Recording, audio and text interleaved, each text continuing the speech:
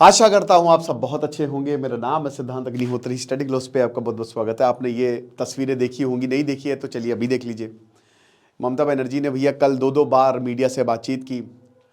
अमित शाह बाहर जो है, उनके घर के बाहर प्रोटेस्ट हो रहे हैं। डेरेक ओब्रायन, महुआ मोइत्रा, उनको गिरफ्तार कर लिया गया है।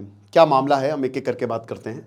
लेकिन इससे पहले बता दूं कि अगर आप MS ऑफिस सीखना चाहते हैं, आउटलुक से लेकर पावर पॉइंट, AI को पायलट, खैर AI टूल ही है वो, और एक्सेल, तो बहुत ही शानदार हमारा सर्टिफिकेशन कोर्स 200 स्टूडेंट्स के लिए ये 400 रुपये का मिलेगा, 1 साल की वैलिडिटी के साथ। 15 जनवरी से क्लासेस शुरू हो रही है। शेड्यूल अपडेट हो चुका है। डिस्क्रिप्शन कमेंट बॉक्स में लिंक है। अगर आप जॉब करते हैं या जॉब सीकर हैं तो आप ये कोर्स अवेल कर सकते हैं। तो दोस्तों क्या है कि देखिए, वेस्ट बंगाल में अब इलेक्शन होने वाले हैं। ठीक है, मार्च अप्रैल में इलेक्शन होंगे।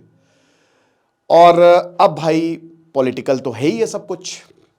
लेकिन 2018 में आपको याद होगा कि वेस्ट बंगाल ने अपना कंसेंट वापस ले लिया था कि CBI बिना पूछे, अगर CBI कोई भी केस वेस्ट बंगाल का होता है और CBI जांच कर रही है तो आपको राज्य सरकार से पूछना पड़ेगा।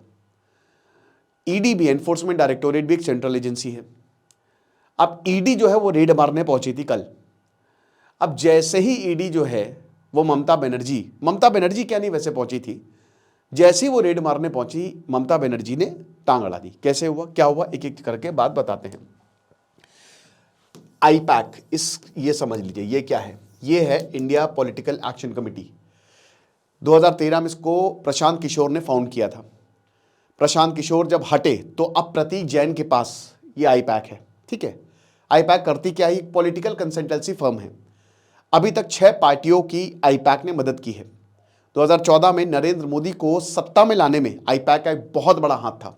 ये पॉलिटिकल स्ट्रैटेजी बनाती है, एक तरीके से थर्ड पार्टी एजेंसी है कि आप हमको पैसे दीजिए, बाकी सारा आपका काम हम देखेंगे। आपकी कैंपेन से लेकर आपको क्या कहना है, कैसे दिखना है, किस तरीके से हम टेक्नोलॉजी का यूज करेंगे, तो तरह तरह की स्ट्रैटेजी जो है एक तरीके से पॉलिटिकल पार्टी को जिताने का जिम्मा IPAC लेती है।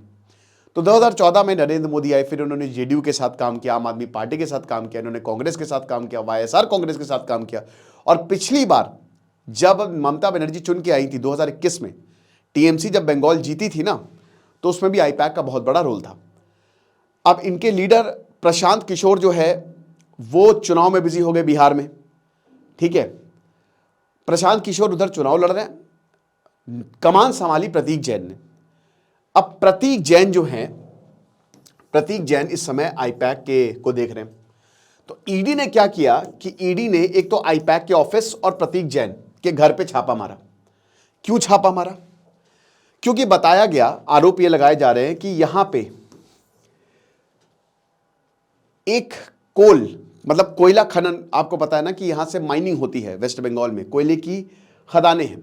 ठीक है, तो यहां पे एक कंपनी के मालिक अनुज मांझी उर्फ लाला, तो उनके ऊपर ये आरोप है कि भाई ये कोयला खनन करते करते क्या करते थे, कोयला निकालते थे, करोड़ों रुपए आते थे उससे। उस करोड़ों रुपए को हवाला के जरिए, यानी कि ब्लैक मनी, ये IPAC को देते थे। और ये IPAC जो है उसने 2021 में जो बंगाल में इलेक्शन हुए पैसा लगाया, और इस बार भी शायद पैसा लगे, आई डोंट नो इस बार है क्या नहीं है। ठीक है, ये आरोप लगाया है ED ने। तो ED जो है छापेमारी कर रही थी।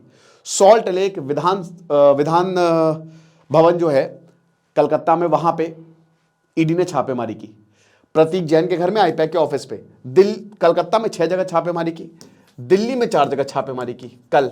ठीक है, ये सब हुआ। लेकिन जैसे ही ED जो है यहां पे आई, ममता बनर्जी आ गई। ममता बनर्जी, ED सबसे पहले गई प्रतीक जैन के घर, ममता बनर्जी प्रतीक जैन के घर पहुंच गई और उन्होंने सारे डॉक्यूमेंट्स, पुलिस को लेकर आई, सारे डॉक्यूमेंट्स ले लिए, ऐसा ED का कहना है। फिर उसके बाद ममता बनर्जी सीधा IPAC के ऑफिस गई, वहां पे भी उन्होंने सारे डॉक्यूमेंट्स ले लिए, ED से छीन लिए, ऐसा कहना है ED का।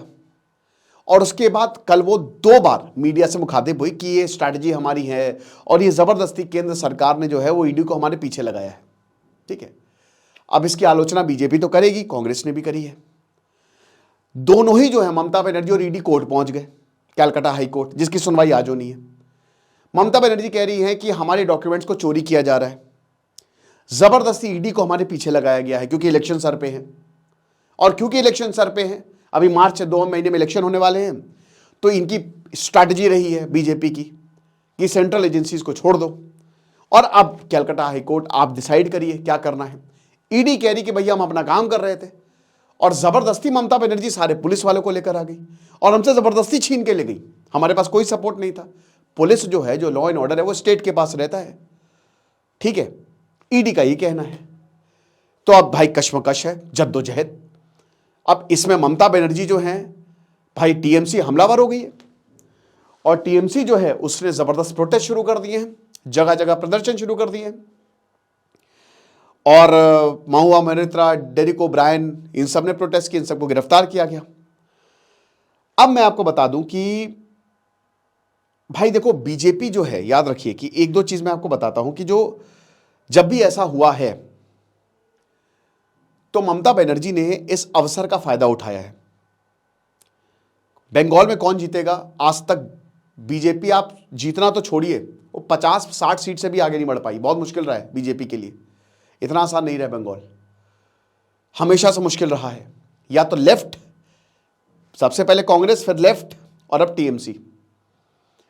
इस बार शायद बीजेपी के चांसेस हैं, लेकिन याद रखिए कि जब भी ऐसा कुछ होता है हमेशा अगली पार्टी हारती है क्योंकि टीएमसी इसका फायदा उठाती है। ममता बनर्जी को इसका फायदा उठाना बहुत अच्छे से आता है। अब वो क्या बोलेंगी, वो एक नैरेटिव सेट किया जाएगा कि देखो बीजेपी पहले से ही हार रही है, इसीलिए इस तरीके की चीजें कर रही है, हमारी स्ट्रैटेजी चुरा रही है। जो भी हो भाई, मैं ये नहीं कह रहा हूं कि कौन से इसमें कौन गलत है। हालांकि ईडी एक सेंट्रल एजेंसी है, अब उसके साथ करना गलत ही है, लेकिन मामला कोर्ट में है, कोर्ट अभी बताएगा क्या करना है। सारे डॉक्यूमेंट्स लेके तो ममता दी चली गई, लेकिन इसका पॉलिटिकल इंप्लीकेशन बहुत बड़ा होगा क्योंकि इसको अवसर बनाया जाएगा, गिरफ्तारियां दी जाएंगी और उसके बाद यह भी जनता को बताया जाएगा कि देखो बीजेपी क्या करने वाली है। यह चीज है।